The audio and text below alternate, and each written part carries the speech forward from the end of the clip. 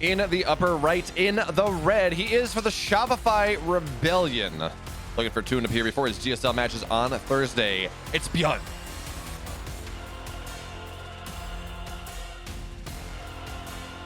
And of course, the bottom left in the red. For Onsyde Gaming, receiving the Onsyde Gaming buff and looking better than ever, it's Solar.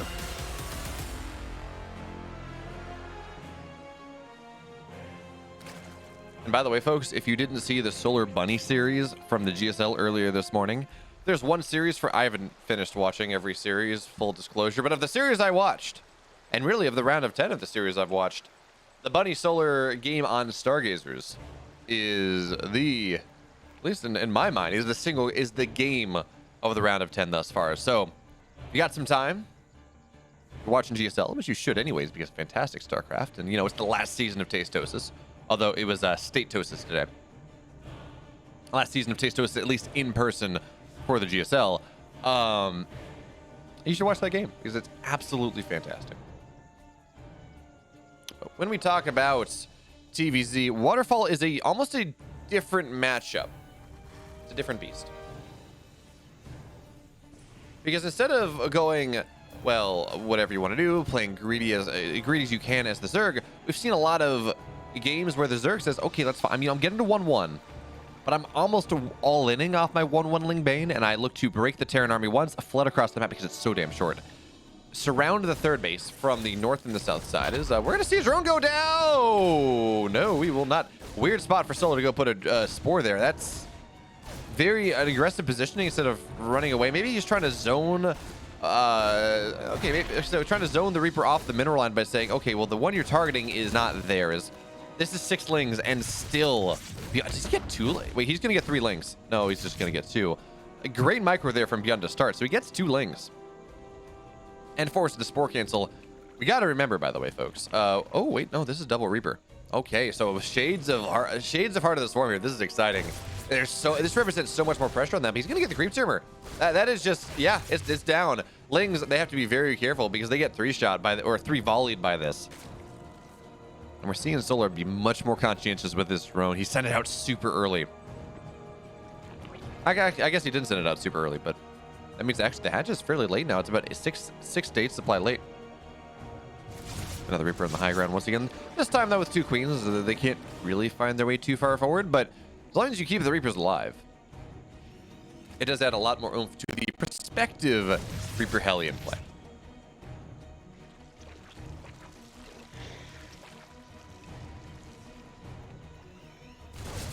So for now, third base just about done as the Hellion arrives, but it's really only 1. So interestingly enough, we're gonna see creep tumors. Oh, he's gonna get both. He loses a Reaper, but this is actually, we saw Bunny doing this to Solar in the GSL this morning. We saw that heavy focus on denying Solar in particular's creep spread. Maybe because Bunny saw something in his prep that said, you know, Solar doesn't quite defend this well enough. He's maybe a little too greedy on how he positions.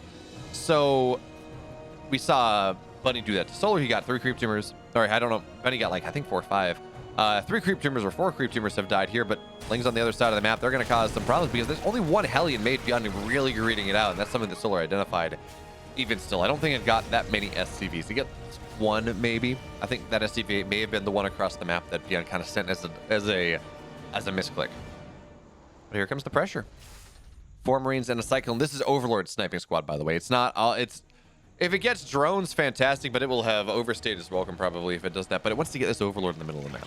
It wants to get this Overlord on the left side. It wants to get this Overlord on the right side. And there we go. Overlords are running. They're hiding. But yeah, Byun should just... Yeah, there we go. Lock on with 4 Marines means this Overlord, it gets burst down pretty hard. And it will supply block Solar.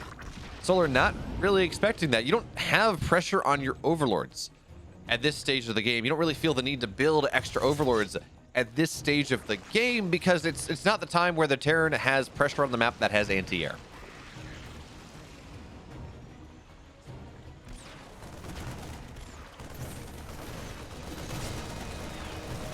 Now this can be another, well, this time the Overlord doesn't go down because there are queens there and the transfuse is good, but it's still a lot of queen energy that has been used on things that are not creep spread. So again, Byun just putting pressure on the map, and remember, this is a 3-base play. So this is not a, oh, I'm putting a lot of pressure into more pressure into an all-in. It's just keeping Solar back. And Solar's fourth base getting started, while yes, technically Byun is on 2 bases where, you know, he's only mining off 2 bases, he has that third orbital. He has those triple scans if he needs it. He has triple mules. And that means that, really, I mean, Byun is just in a fantastic spot in this game. And Solar has not been able to establish the creep the way he would like as a result of all of this pressure, as a result of 4 creep tumors going down early, as a result of the pressure on the overlords, necessitating transfuses. It's very easy to go to about 50% of the map creep spread before 630. Solar's not going to get there because, again, of the pressure that Byun has been putting on. But the fourth base now on the way for Solar.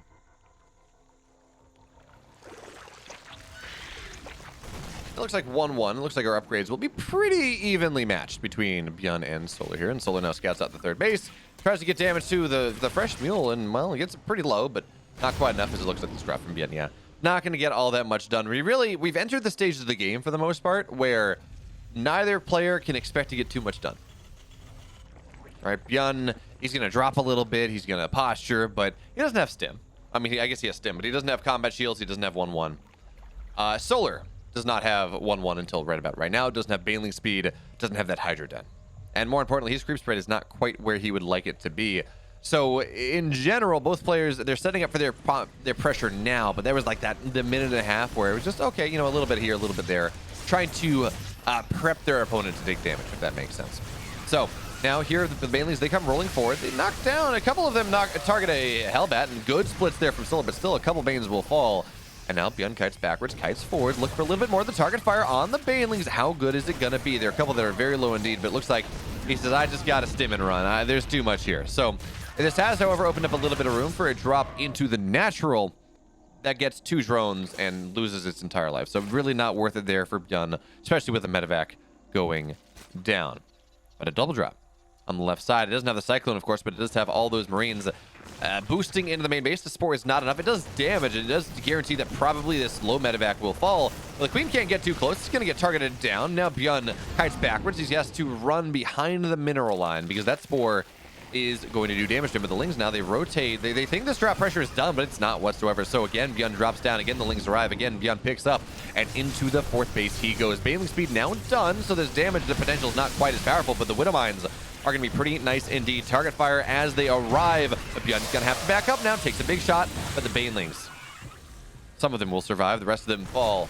And there's pressure in the main base. This game is heating up, folks. Byun is really leaning into Solar in 2 spots, but Solar cleans up the main base. This pressure on the left side is not super relevant, but it's enough. It gets a Queen. Widow Mines, they don't go off anymore. They're on cooldown.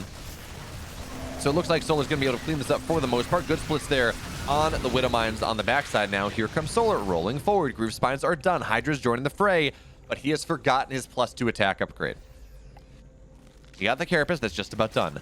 No attack upgrade. Those Banelings are not going to be as powerful as they might be. The Lings are not going to be as powerful as they might be. Or if Solar opted to go for +1 ranged instead of +2 melee, as often happens, those Hydras are not going to be quite as powerful as Solar would like for them to be. So regardless of what happens, Solar, his supply is going to tell one story. And again, those upgrades being a little late, going to tell another. However, his upgrade's much faster. Carapace +2 is done a solid 30 seconds faster than Byun. So maybe there's a timing. Maybe he can just take the timing on this +1 on this additional upgrade and really start to force Byun back to start to take the map over a little bit more. Because Solar did get creep onto Byun's side of the map and then was rapidly dispatched. Oh, now Solar, he forced was that 3 medevacs to pick up to go somewhere else, and now Solar says, okay, high ground here. With the Widow Mine not getting all that much, but the SimCity from Byun is really good, so it's going to be hard indeed. Target fire on a couple of the Banes, but they run forward, and there we go. They get a rich supply depot. Byun is still not supply block, though, and he's got to be careful. Banelings, they continue to roll on forward. Don't get too many SCVs just yet. Get a decent amount of Marines, and the Widow Mines on the left side have mostly been fired off. So this position that Byun has, I talked about the SimCity, not quite good enough just yet. A lot of that blue clump is SCVs. It's not bio. And this drop from Byun on the bottom right side, he scans out, but there are Lings, there are Banes there. So Byun will not be able to find the value he wants in the 5th base of Solar. The 4th base, maybe a little bit more exposed, but the 4th and 5th are pretty close there together. So Solar should be able to rotate quickly enough. But Byun, he's aware of this. We see him toggling through the selection of the drop while he's trying to distract Solar as much as he can, and then maybe find the value. So he moves on the left side. A Queen will fall, and he gets a lot of creep spread cleared up before Solar is able to get something done. But Solar, as any good Zerg will do, says, okay, pressure on the left side, but these Widow Mines clean it all up. One Ling remains, but that is really not all that much. Widow Mines, they fire off, not nearly as effective as earlier. As Marauders get dropped on the front line to try to maybe slow down some of the Hydras to eat up some of the Banelings, but it will not be enough. So a couple SCVs of Byun have fallen. That one Ling is still there being obnoxious, but Byun is going to get forced back on the map here, and this drop from Byun the bottom side, still not finding what it wants. We do have a Hive done, and Viper, oh, there is a Viper on the field. The defensive Widow Mine has to fire twice to clean that up. Viper's now on the field. 2-1 attack upgrades. +2 melee, +1 attack on the way, but Solar, well, I would say he's forgotten his +3, but he's the Evo Chamber for that. Wait. Oh, we're going to 4 Vipers. Does Solar know that Solar, yeah, okay, yeah. He didn't forget to hotkey the Viper. He just wants to go to 4 Vipers. Now we see the drop into the natural release where this is going to end up. Third base a little bit as well. A couple Marines distracting Solar, and now Byun into the 4th base. But the surround coming in from Solar from the north side is fantastic. He's got to pick up and run. Good Banelings and good Widow Mine shots. But at the end of the day, the threat of the Viper. Oh, these are so vulnerable to Parasitic Bomb. But Byun pre-splits here, and he should just stim on top of the Viper. He's not going to do so. Dealing with the drop in the main base, that gets a couple more workers. The 5th base, or excuse me, the 6th base of Solar now will fall. Byun doesn't have a 5th base though, so eventually Solar may be happy with this, but the Widow Mines, they're still so good. They're still causing so many problems for Solar, and now Solar trying to force Byun back. He says some of your army is in the medevacs. Maybe there's an opportunity, but again, the Widow Mines! They get so much! They get all the Lings, and well, that is going to force Solar back.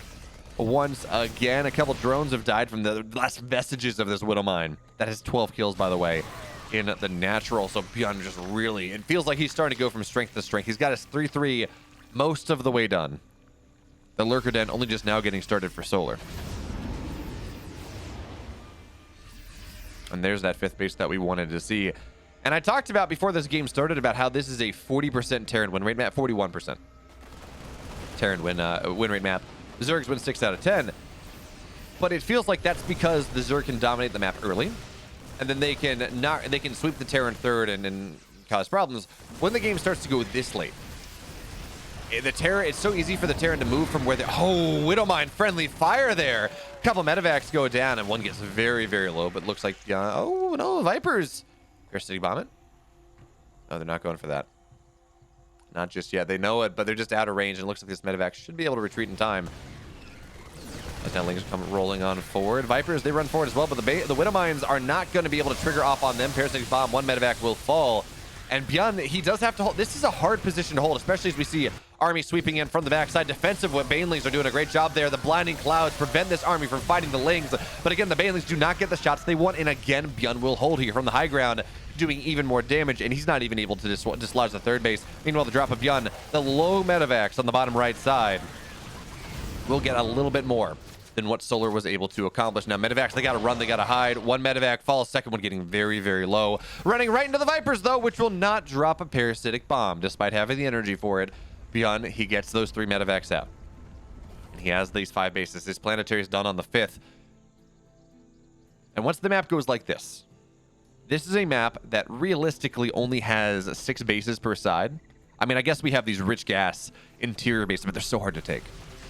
A Zerg wants more than 6 bases on a map to be able to comfortably be able to mine and expand and exist in the late game. We don't have that. Oh, excuse me, Solar does not have access to that. Not really. He was not able to establish a map control to maybe take this base from Byun super early.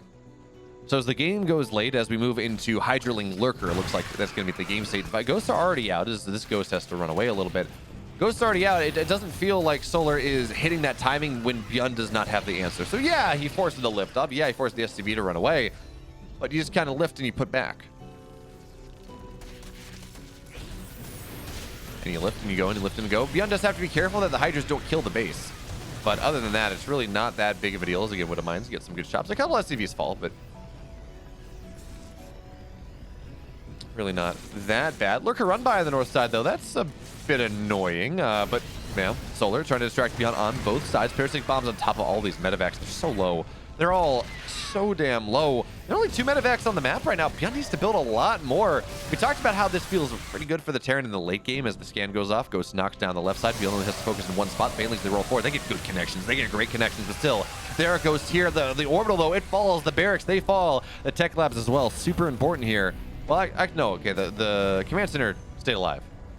The rest of the position that Byun had in this spot, it does go down. Byun taps out. I don't think he was dead there. But he taps out and Solar's up 1. In the bottom left, folks, in the blue, down 1. I don't think he was dead when he tapped out, but it was not looking good for him. He is Byun.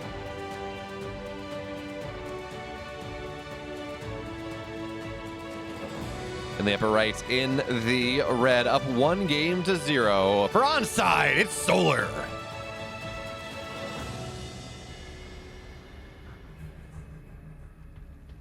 What is an Onsyde? What is an Onsyde position in StarCraft? Like when the Zerg gets their creep spread over 50% of the map? Is it when a Widowmine does friendly fire? No, that's not true, because that's, you know, on like Onsyde position in or I guess offsides. I'm confusing onside kick and offsides. Shows how much I know about football. I mean, I played it as a kid until I was like 7 or 8, and then I stopped. And then I tried out for soccer, for football in high school, because I had to play a sport every season. And well, let's put it this: I ended up running cross country. I was like the first kid kicked from. I was the first kid that was kicked from the team. Didn't even make JV.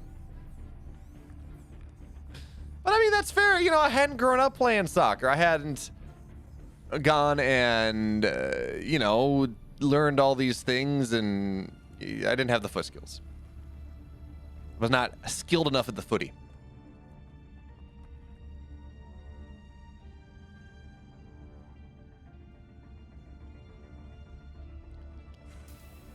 So we got, oh, is this CC first from Byun? Yeah, no, I feel like this was a CC first from Byun, or at least the naked expand, because it's rare to see orbitals or 2 orbitals in the same production tab at the same time, but I didn't quite notice, so my bad. Too busy focusing on offside kicks and onside kicks and things like that. How could I? Horrible caster this man is.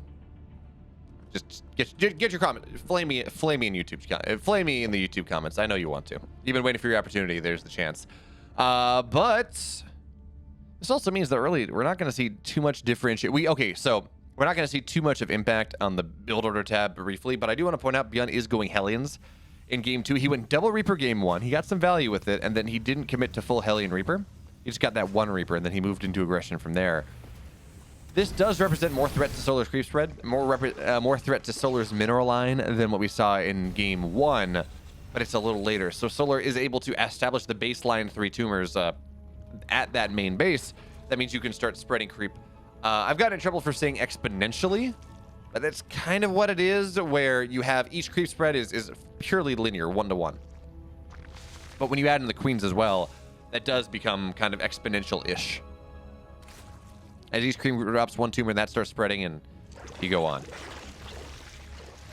Point being, getting a bunch of creep tumors early begets much more creep tumors later on.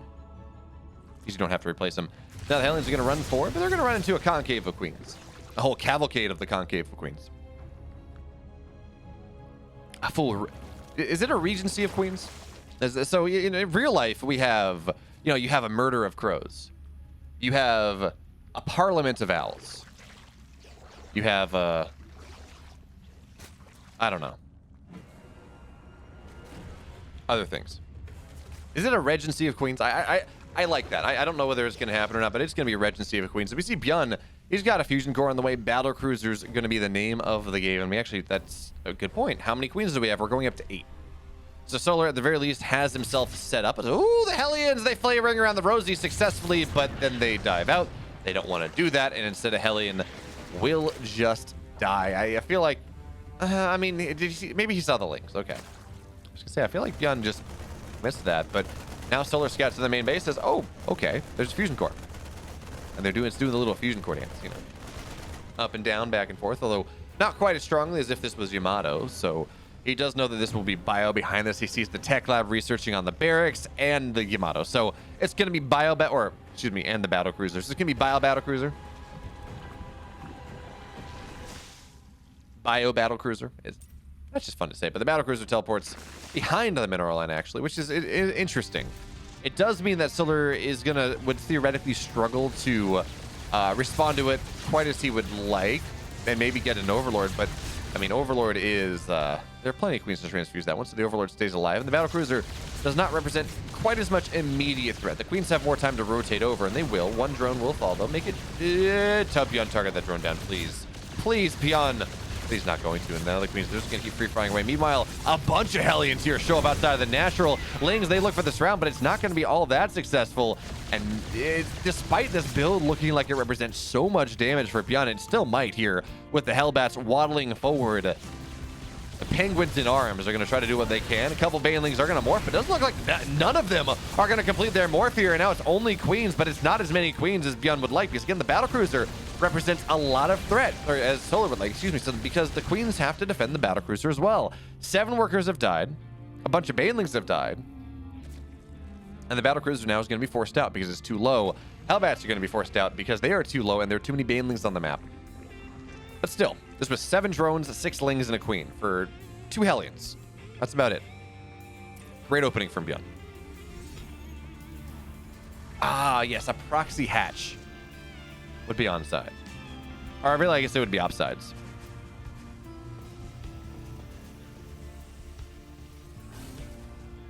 But Solar has gone into muta play behind this, and this often is very effective against battle cruiser play. The mutas can, in some way, shape, or form, deal with a BC. Not incredibly well, but enough. But more importantly, that battle cruiser tends to delay a lot. It delays marine production. It delays stim. Not enough here because Byun went very aggressive on the stim. Not enough on the stim to really to mean the stimmed bio can't defend.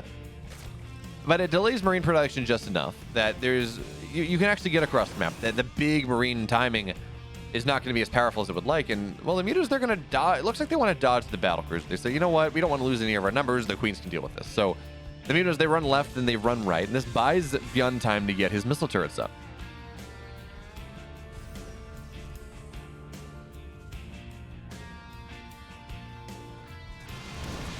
And now the mutas, they're going to arrive, but the missile turret's already here, and Bio can stim and defend, but it's only 3 Marines, so got to be a little bit careful there, as the Queen's now dealing with the battle cruiser. Not too successful, but this push through the middle of the map of Byun is going to be pretty scary. 1-1 is done, +1 mech is done, +1 tanks are done. The mutas still not getting nearly the damage they want.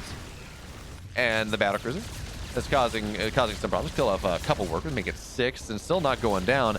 Army of Byun runs forward. Hellbats as well. A ton of Banelings have to morph, and Baneling speed is done. Byun, he stems forward a little bit, gets a lot of these Banelings before they're able to morph. And the tanks with +1 represent tremendous threat to the Banes as they run forward. So Solar has to take this fight very carefully, ideally for multiple sides, but the rally is doing a pretty good job of making that hard for Solar. The creep spread's starting to go down more and more, so Solar is going to struggle to set up this surround as a muta will actually get transfused, stay alive.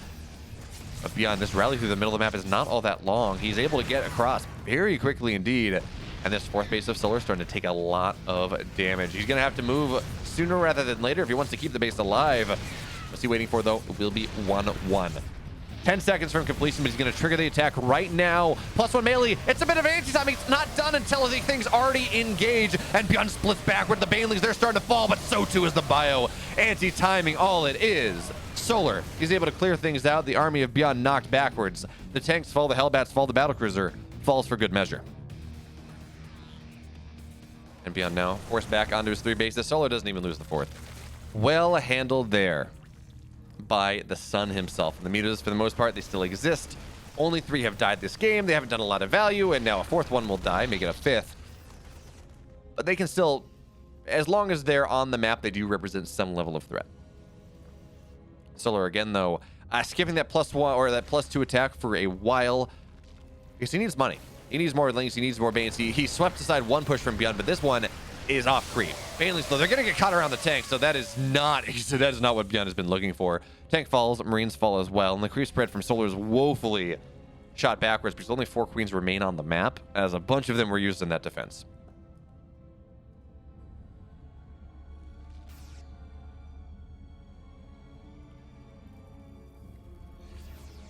And Byun. Across the map once again. His +2 attack will be done, but again, doing that Byun thing, delaying is really. This has been the series of players delaying their upgrades. I mean, I think Solar did it on purpose, although Carapace is more expensive than armor, but Carapace also, or than attack, but Carapace is also much more important because the Banelings, they just have to get on top of the Marines to do damage. You want +2, but it's not as important. So, Byun microing backwards right now. He's got +2 attack. He fights the Lings just a little bit better, but there's so many of them as Byun now finds his way on the high ground here, but it doesn't target the base down. He says, no, Queen is the target for the moment. Tank will siege up, but it's only one, so the Lings Banes, they come rolling forward. Byun does just target that tank down. And it feels like we need to see Byun start to change into Widowmine play. That being said, let's try on the main base. A lot of threats. 6 more workers will fall. And Solar's struggling to get, I mean, he has that 5th base, but it is very late in the context of a normal game. Byun though, no 5th base, no 4th base until right now. It's 11 minutes in. He doesn't have a lot of minerals in his main base. Not a lot of minerals in his natural either. It's still 6 mineral patches, but they're going to go away very soon. So he needs that 4th. But he has been really fueling this 8 racks, this 3 base timing for quite a while now, and it has gotten some damage.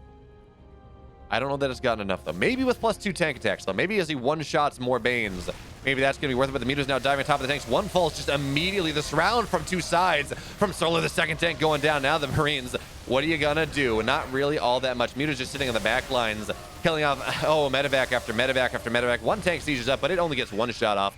Maybe a second before he gets targeted down. Solar's saying, enough of your nonsense, Byun. Enough of your shenanigans.